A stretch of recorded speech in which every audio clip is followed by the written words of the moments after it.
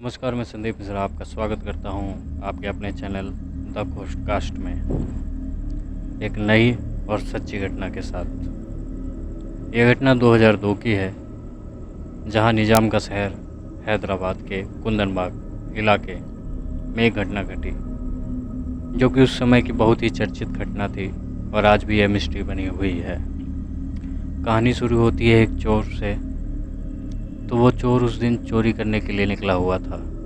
घूमते घूमते रेकी करते करते एक घर पर उसकी नज़र पड़ी, जो कि बिल्कुल खाली पड़ा हुआ था। उसे लगा कि यह घर खाली पड़ा हुआ है, बढ़िया मौका है, और चोर ने सोचा आज इस घर पर ही हाथ साफ कर लेते हैं। अब वो दीवार कूदकर घर के अंदर जा पहुंचा। घर के अंदर बिल्कुल लाइट नहीं थी।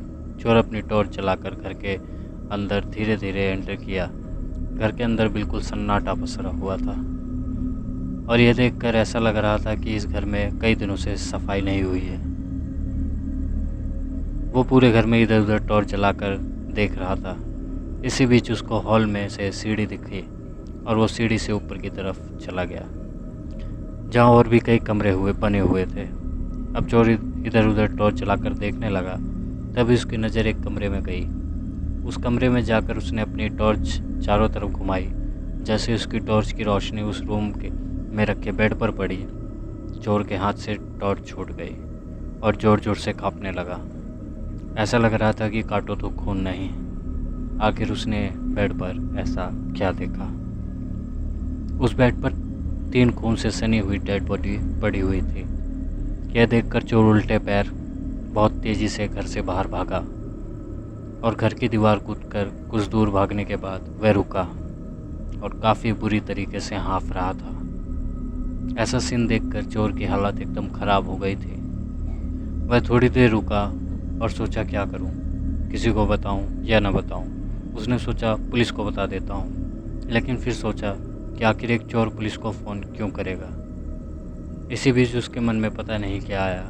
उसने अपना फ़ोन निकाला और पुलिस को कॉल करके बता दिया कि एक घर में 3 खून से सनी हुई डेड बॉडी पड़ी हुई है। चोर फ़ोन करके निकल गया। अब पुलिस उस घर पर पहुंची। घर का गेट खोला गया तो सच में वहां 3 खून से सनी हुई डेड बॉडी पड़ी हुई थी। पुलिस अब उस 3 डेड बॉडीज़ को घर से निकालने लगी और पोस्टमार्टम के लिए भेज दिया गया। अब यह घटना को लेकर पूरे इलाके में सनसनी फैल गई। उसी रात के अगले दिन पुलिस उस घर में आकर छानबीन शुरू करने लगी। आसपास के घरों में पूछताछ शुरू किया गया। इसी बीच अगले दिन पोस्टमार्टम की रिपोर्ट आ गई और ये बात पुलिस को पता चला कि ये जो डेड बॉडीज है, इनकी मौत अभी नहीं बल्कि 5-6 महीने पहले ही हो चुकी है। अब यह खबर जब मोहल्ले में फैली तो लोगों का दिमाग ख़राब होना शुरू हो गया। उस मोहल्ले के लोगों ने तरह तरह की बातें बनाना शुरू कर दिया। ऐसा क्या हुआ था उस घर में, इसके लिए थोड़ा पहले चलना होगा। आस पड़ोस का कहना है कि उस घर में 4 लोग रहा करते थे, पति पत्नी और उनके 2 बच्चे। कुछ दिन बाद पति उस घर को अचानक छोड़कर चला गया। अब उस घर में बच गए बस 3 लोग। आस पड़ोस के लोगों का कहना था कि वो जो औरत थी वो दिमागी तौर से बीमार थी।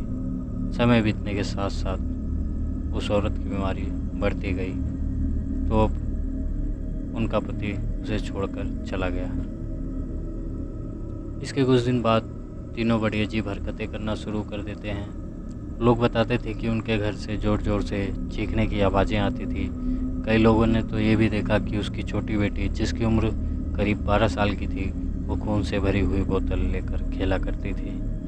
कुछ लोगों का यह भी कहना था कि वो औरत एक थैला लेकर घर के आसपास दिखती थी और उस थैले से खून टपकता रहता था। अब जब ये बात वहाँ के लोगों को पता चली कि इन लोगों को मरे हुए 6 महीने बीत चुके हैं, तो लोग काफ़ी हैरान थे।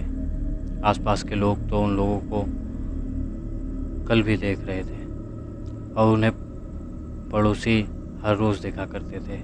ये तीनों बड़ी अजीब अजीब सी हरकतें किया करते थे, इसलिए पड़ोसी भी इनसे बात नहीं करते थे। अब ये सारी बातें जानकर पुलिस भी हैरान थी। उनके लिए इस केस को सुलझा पाना एक मिस्ट्री बन गई। पुलिस ने इस केस को कई एंगल से जांच किया, लेकिन उन्हें कुछ भी पता नहीं चल पाया।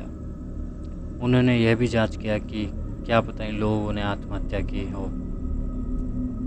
या फिर उस औरत के पति ने इनको मार दिया हो, लेकिन पुलिस के सवालों के जवाब आज तक नहीं मिल पाए। पुलिस ने हमेशा के लिए उस घर को लॉक कर दिया और ये केस भी बंद कर दिया गया।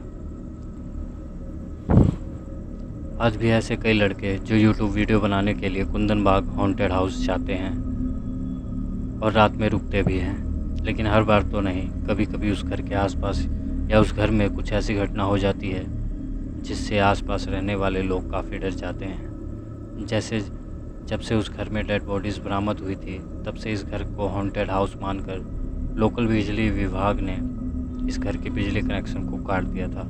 फिर भी रात को कभी कभी घर के फर्स्ट फ्लोर पर लोगों को एक बल्ब जलते हुए दिखाई देता था। ऐसे ही कई घटना है जो कुंदन बाग हाउस को हॉन्टेड बनाती है।